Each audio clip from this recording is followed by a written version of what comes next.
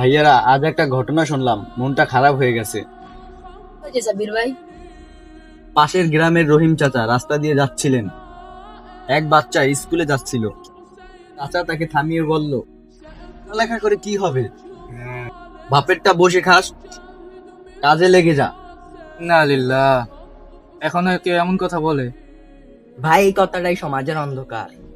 ইসলাম তো জ্ঞান অর্জনকে ফরজ করে দিয়েছে। হ্যাঁ, রাসূল সাল্লাল্লাহু আলাইহি সাল্লাম বলেছেন, জ্ঞান শিক্ষা করা প্রত্যেকটি মুসলমানের জন্য ফরজ। দুপুরে দেখো আল্লাহ কেমন শিক্ষা দিল। রহিম চাচার ছেলেটা অসুস্থ হয়ে গেল। চাচা ডাক্তারের কাছে গেলেন। আর সেই ডাক্তার কে জানো? সেই ছেলেটাই, যাকে একদিন বলেছিলেন পড়ালেখা করে লাভ নাই। সুবহানাল্লাহ, আল্লাহ নিজের মতো করে মানুষকে শিক্ষা দেন। ঠিক তাই, যে জ্ঞানকে ছোট মনে করা হয়, একদিন তাকে সেই জ্ঞানের দরজায় দাঁড়াতে হয়। আসুন ভাইরা, আমরা সবাই প্রতিজ্ঞা করি, কোনো বাচ্চাকে নিরুৎসাহিত করব না, বরং বলবো, বড় বাচ্চা আল্লাহ সন্তুষ্টির জন্য শিখো। ইনশাআল্লাহ একদিন এই শিক্ষিত প্রজন্মই সমাজের আলো হবে। কলম কখনো অপমান করে না, অজ্ঞতায় মানুষকে ছোট করে।